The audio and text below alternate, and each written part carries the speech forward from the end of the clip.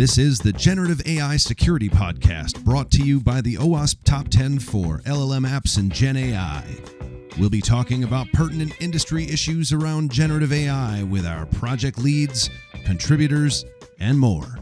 Please click like and subscribe for all of our latest content.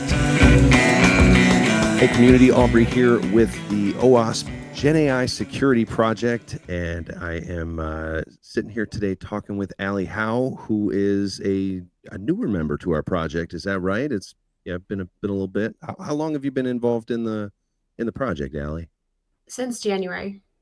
Since January. Okay, so newer member, but you are putting on a really cool event here for us. It's an Agents Hackathon in New York City, which we're going to talk about in a minute. I just wanted to kind of give the community an idea of who you are, what it is that you do, and that kind of stuff first. So I'll give you a chance to just go ahead and introduce yourself for a minute.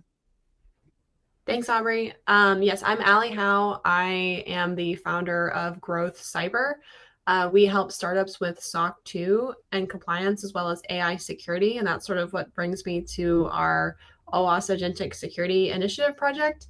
I've been really interested in learning more about AI agents and AI just in general, because I feel like there's kind of a notion out there for startups that SOC 2 can feel like a box checking exercise and a little bit meaningless. But if we're able to incorporate the things that are most relevant to them, like AI security, we can make it more meaningful, and we can have, it'll result in a better security posture at the end of our time together, which is, the whole goal with SOC 2. It's not just to, check a box and get a report at the end of the day. It's to make sure that we're taking security seriously and we're laying a good, secure foundation. Awesome. Now, what kind of got you into that into that path? Were you originally a coder, that sort of thing, or how did that? Yeah, great question. I started my career in software engineering. I graduated from Virginia Tech back in 2018 with a degree in computer science. Worked for a government contractor, and then worked for a startup based out of San Francisco. And then somebody had to wear the security hat there, and that ended up being me. And so, I think a lot of us know how that goes. And so, I got our SOC 2 with the help of some other folks there at Transform. So I can't, just claim that I did that. There was a whole team behind that effort. So I wouldn't have been successful without them. So shout out to them as well. And I, was hired to ship products, so I did that too. And I was in customer meetings advocating for our security posture, and I really enjoyed how security was able to influence the go-to-market side. I thought that was really interesting. I think a lot of times we hear sort of like fear-mongering as like the inspiration of like, oh, you should invest in security and you should take security seriously, where it's like, no, like security can unblock revenue. Security is a business enabler. I really enjoy that message a lot better. And I think it's completely true. So I think, there's a lot of benefits to investing in security across the board. Some of those we just don't hear as often, which is kind of the revenue piece.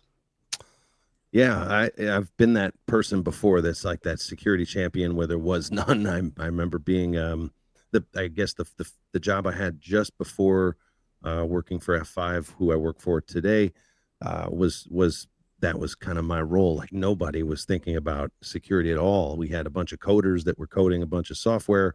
They didn't have any sort of security in the software design lifecycle that I could recognize at all. There was not any sort of CISO in the slightest. But it was kind of it was a startup that had moved into a medium scale business. And I think honestly, they're really not a medium business anymore. They've gone back down to very small business, and I think part of that might be because of the lack of security. I think we have to kind of make sure that that's first and foremost in our minds when we're working on systems and huge programs. So how did you find out about? I'm always curious about the project. How did you find out about the LLM Apps Top 10, or what is now known as the GenAI Security Project? Well, I'll show you. I have this book that I found on LinkedIn. So I found Steve Wilson's work. Steve? Yeah, nice. What's going on. Yeah. So he wrote this book, The Developer's Playbook for Large Language Model Security.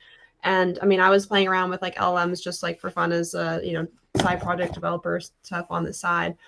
And for the lulls, so to speak. Sorry? For the lulls, so to speak. That's for sure. absolutely. So yeah, I was like learning about that just for fun. I saw that Steve was involved in this project on LinkedIn, and I was like, oh well, I want to learn more about this. One, just like from a personal like interest, because I thought it was really interesting, and two, because like if I'm taking on SOC 2 clients and they're building with AI, like I want to be able to advise them on AI security, which I don't know that most vCISOs have a background in AI security. I think like at the end of the day, like it's all news. We're all learning it at the same time anyways.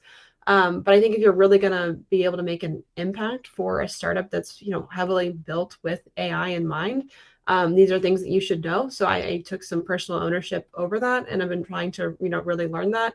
And so yeah, I found the Agentic security initiative, and I read a lot of like blog posts and stuff like agents are going to be the big thing in 2025. So I thought, let's get a head start on that and let's learn what that's about. It's it's funny you show that book, because I've held that book in my hand one time, but it was an actual, came off a printer copy, and Steve handed it to me and was like, "Here, look, it's the first copy of my book." I'm like, "Wow." But that was it. It wasn't fully to press yet at that time. I think that was last year's RSA. I talked with Steve and Ken Huang, who's also a major contributor to the project for sure. So yeah, I'm a little envious. And Steve, that's to you, buddy. I want that book at some point. Maybe I'll have you sign it next time I bump into you at RSA. Yeah. Speaking of which, are you heading to RSA this year? Yeah, I am. Cool. Okay, cool. Yeah, we're gonna have a great day on Wednesday. That's that should be a blast. I was shocked last year's event. If anyone in the community did not hit the RSA day that we did last year, I think it was Thursday last year. This year it's Wednesday, but it was spectacular. I mean, we had a full day. We had a ton of different people who were able to stand up and kind of give their their talks on various things. I mean, Scott Clinton talked about just what's coming up in the project for the year. He really set the groundwork for where we were going. Steve Wilson obviously spoke, and he talked about kind of how the project got started and really how it got to be this much bigger entity that it is today. And her red teaming initiative had just an unbelievable amount of people in the room. You couldn't even you could barely fit into the room. And we just had these 4 amazing red teamers up on stage, just talking about their experiences and trying to give people an idea of how to get started on that sort of task. So, but it's these events really that set us apart. And I think that's the thing. We've had I guess we've really tried hard to get involved in local OWASP events and to put up specialized events like you are holding. So I'm actually going to just bring the the registration page up just so people can see what this is, the OWASP Insecure Agents Hackathon, and in New York City on Tuesday, April 1st. Can you tell us a little bit about the event? Like, what can people expect if they're going to head to this? Yes, for sure. So at this event, we're going to be building AI agents, but we're going to try to build them insecurely. So you can either bring an agent you have already built, and we will review it on site for insecure code practices, or especially like see if we can see if there's any threats in that code that match the threats and mitigations guide for agents that we published as a group back on February 17th. So we're going to try to either find examples in code that people have already built, or we can build on site and try to match these to these threats and mitigations, just to have as many examples of these threats as possible. So the idea is that like with these insecure code samples that we're going to be generating, we're going to be using them for public education around, here's the best practices of what to do and what not to do when building AI agents. And I know there's a lot of different like frameworks out there that are popping up. So the more examples that we can get of these different threats and the different frameworks that we can build AI agents with, we can start creating like a document of like best practices for developers, which I think is really helpful, especially, being a developer myself.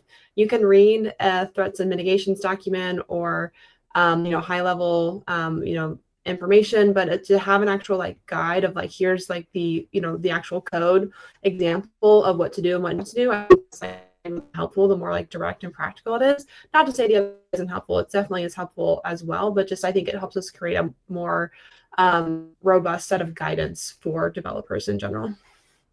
Okay. Now, I guess you mentioned that people can bring snippets of their own code and such. Let's talk like hardware. What should people bring to that? If they're gonna, should they bring a laptop, or are they gonna be okay with, with like a tablet, or will there be machines on site? That's a good point. You should bring your own laptop if you would like to be building code. If you're just trying to show us code to review it, I mean, even just a link to a GitHub repo is fine. But if you're going to be building, for sure, yeah, bring your laptop. That's a great call out. Awesome.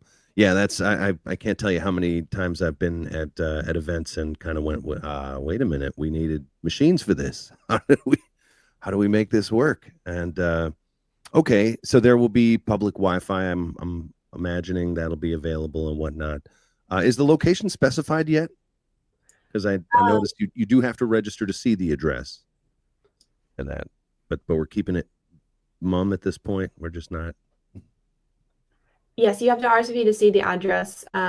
It'll be at Penzar HQ in New York City. If you'd like to see the address beforehand, like for sure, like message me if that's like a, something you need to know before RSVPing.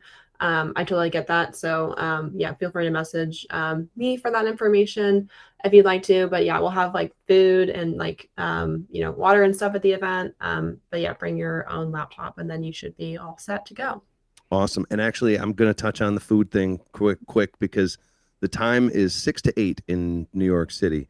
So I know just from having done some business in Manhattan for a long time, that can be like prime dinner hours.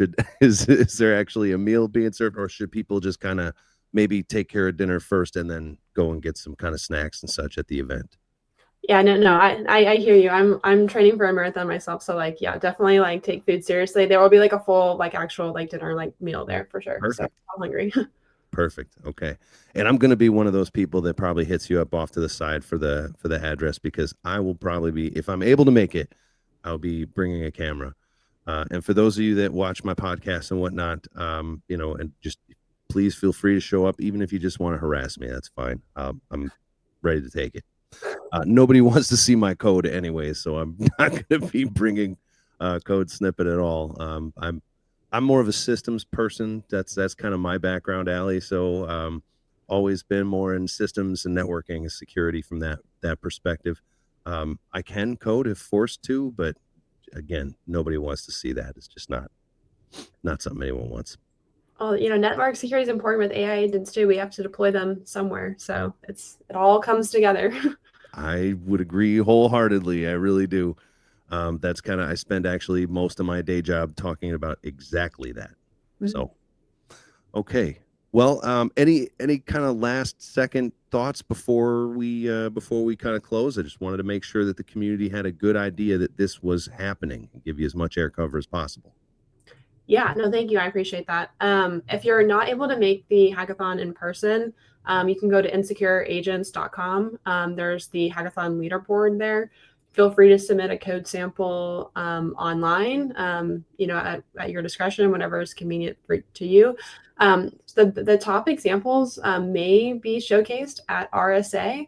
So you may get some fame there. So please submit. If you have any questions, please let me know. You can, find me online. I think I'm most responsive on X of all things. So yeah, it's at Ahowe. Sorry, no, it's at vTAhowe, VTAHOWE. So happy to answer any questions, and look forward to hopefully seeing you in New York. Cool. Well, I hope to see you there also, and I hope to see you there, community, as well. So I will say thank you so much for coming and talking to me today, Alie. I really appreciate it, and it's important to get stuff out to the community. And thank you so much, community, for tuning in and continuing to support our project, the OWASP. What is it? Look, what is it today? Right? It's the OWASP GenAI Security Project. I was just saying before we started this, I'm so used to saying, it just rolls off OWASP Top 10 for LLM apps, but no longer. I'm getting used to the rename as well. Okay. On that, thanks again, and have a safe and secure day. Thank you. Thanks for checking out the Generative AI Security Podcast. Don't forget to click like and subscribe, and we'll catch you on the next one.